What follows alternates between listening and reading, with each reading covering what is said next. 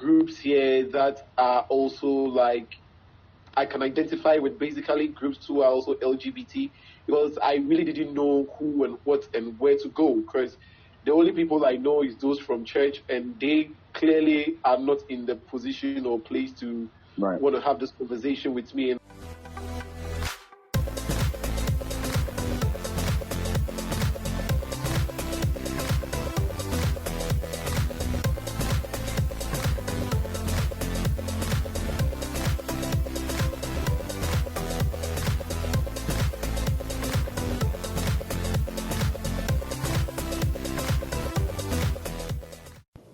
Hey, my name is Alex Kofi Donkor. I am from Ghana, and you are watching hashtag Verse TV. Comment, rate, share, and subscribe. Thank you. All right, ladies and gentlemen, if you hear my voice, you know what that means. It's time for All the Tea with Verse TV right here, right now. So without further ado, ladies and gentlemen, I want to welcome all the way from Ghana, LGBT activist Alex, ladies and gentlemen. Welcome to the building, Alex. How you doing, brother? I am doing amazing. How are you doing? I'm doing really good, especially knowing that I have someone on the line all the way from, on the other side of the world. I think it's so dope when we can connect virtually like this to be able to talk about so many different things that are, affecting us in this world. And so, again, thank you for your time, for being here. I know this interview is going to be super dope. So, just to kick things off, for those of you who might not know, where are you originally from? Are you originally from Ghana, or did you move there, migrate? Are you from there? Where are you from originally? No, I'm from Ghana. I'm a Ghanaian. My parents are Ghanaian. My grandparents are Ghanaian. At least I came to meet them, and so yeah, and I know I've got a family home and all of that. So yes, obviously so Ghanaian. Ghana's what it is. Yeah. Got it. No problem. So you work with LGBT rights in Ghana. What inspired you to join this movement? Okay, so LGBT rights in Ghana. I was first of all in school, and then during my school times, I kind of had my own struggles in terms of my sexuality and my living in society as a Ghanaian, and then when we say someone is a Ghanaian, that means the person also ascribed to basically the societal norms and the societal rules and stereotypes that have been put in place, And as of now, when you pick a typical Ghanaian, Christianity is part of a Ghanaian's life, So, which means that everything Christian or Christianity, you're supposed to ascribe by it and go strictly according to it, because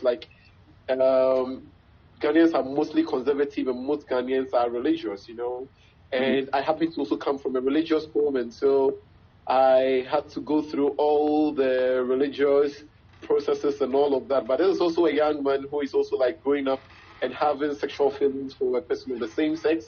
But then, of course, I am in a church and I'm being told that your sexuality is a sin and that you're going to go to hell and all of that. So then I had the battle between my sexuality and how I feel and all of that, and also what the religious folks are also telling me. So this was like a battle between myself until I entered into the university, was when now I begin to find out more about my sexuality. So I did this through the internet.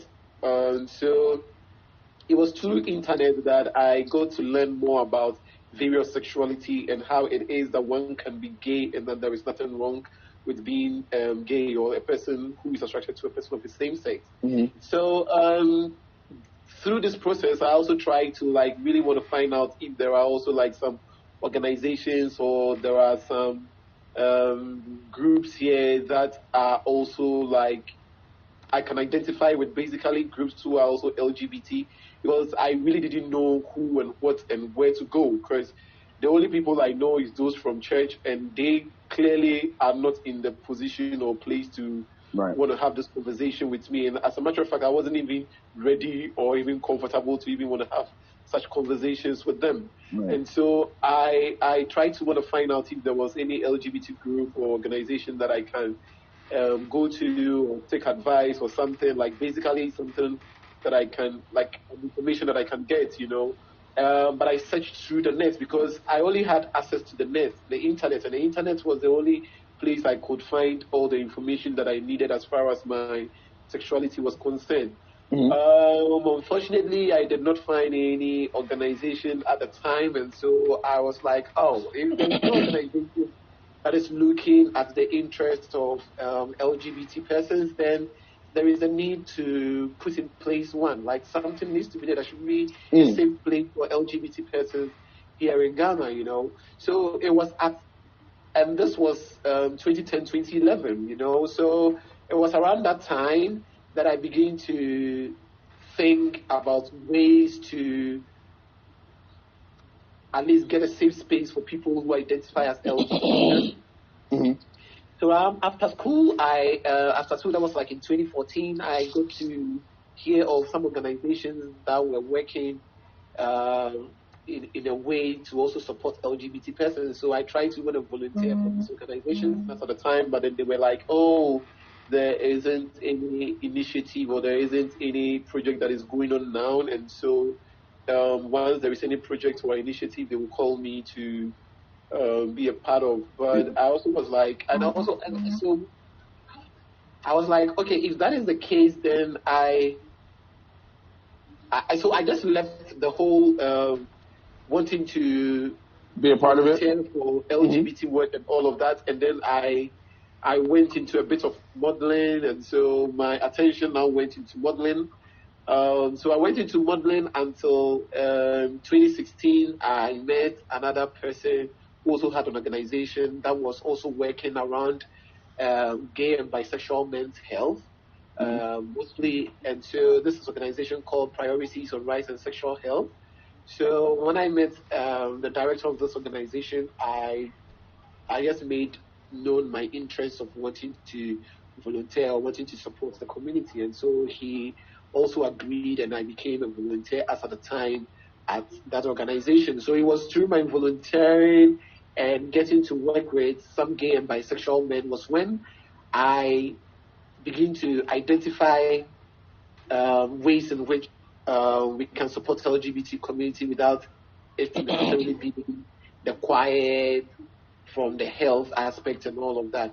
So LGBT rights, Ghana. Sorry, come again? I'm saying you found a different way to do it. Yes, so I was like, so they are working all right, but then they are working mostly around gay and bisexual men's health, you know, and apart from the health aspect, which is like very essential, there is also the human rights aspect, there is also the social aspect and all of that, to which I felt like there wasn't any effort so much into those areas. So I was like, there is a bigger community out there, you know, because there is LGBT sexual, like especially gay men's sexual activities, like criminalized here in Ghana. Looking at our section 102 of our criminal code, which is like still a colonial legacy laws, because these are all British colonial laws that was like adopted by Ghanaians without any change whatsoever. So this law still exists. And part of the law, that is in section 104, which talks about natural carnal knowledge, that same law is used to criminalize mostly gay men's gay sexual activities. So it was like there is a need for us to mobilize ourselves as a group, as a community. We need to mobilize ourselves and then begin to challenge some of this laws and narratives and opinions and rhetoric that are thrown in society, you know. So then the whole idea of how do I start this, you know, and then I also based for me, I got to know more about LGBT and also my sexual life from the internet. So I was like, yes, apart from me using that same means, there are equally a sizable amount of LGBT persons, or majority of LGBT persons also have access to internet, and in some way, somehow they try to want to find information on LGBT and all of that. So why don't we start from a platform where people can easily access and people can easily connect and interact with each other? And so I was like, well, let's try by using the social media means. So I first of all created a social media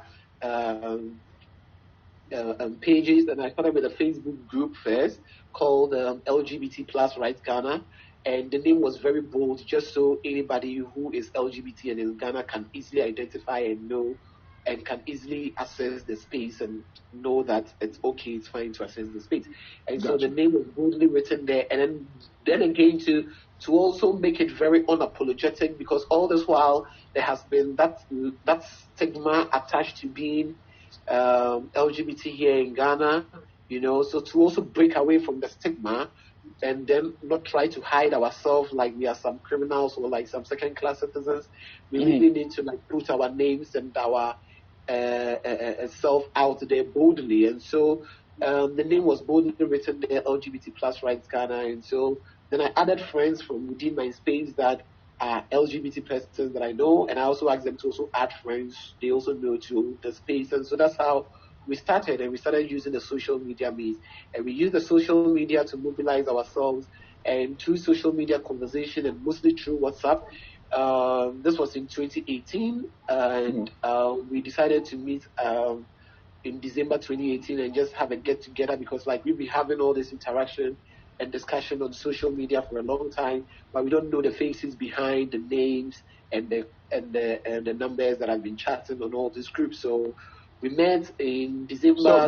So you're explaining like how it all came about, like how you started the organization. How we all came about, yes. So in 2018, in December 2018 we met, and through meeting we also decided that if we are really going to cause a change, then we don't just have to stay on social media alone. We have to like really mobilize ourselves in causing this change. So in January 2019 was when we mobilized ourselves and then begin to push for the agenda of championing the rights of all LGBT persons here in Ghana, basically. So that's how we started, and we've been working rigorously and actively to want to challenge some of the laws that discriminate against us as LGBT persons here in Ghana. So yes, that's how my activism work started. Wow, that was definitely, you gave me the full rundown. I did. There is organizational pages, and then I also have my own personal page. With the organizational page, that's LGBT Rights Ghana at all across board on Facebook, Instagram, Twitter, YouTube. At LGBT Rights Ghana, you'll be able to find most of the things that we are doing on all the social media platforms. And then my personal page on Facebook, my name is Kofi Donkor on Facebook. And on Twitter and on Instagram, I go by the name at Ahudin. That's AHUOD, and and then you just get me right there. So yeah.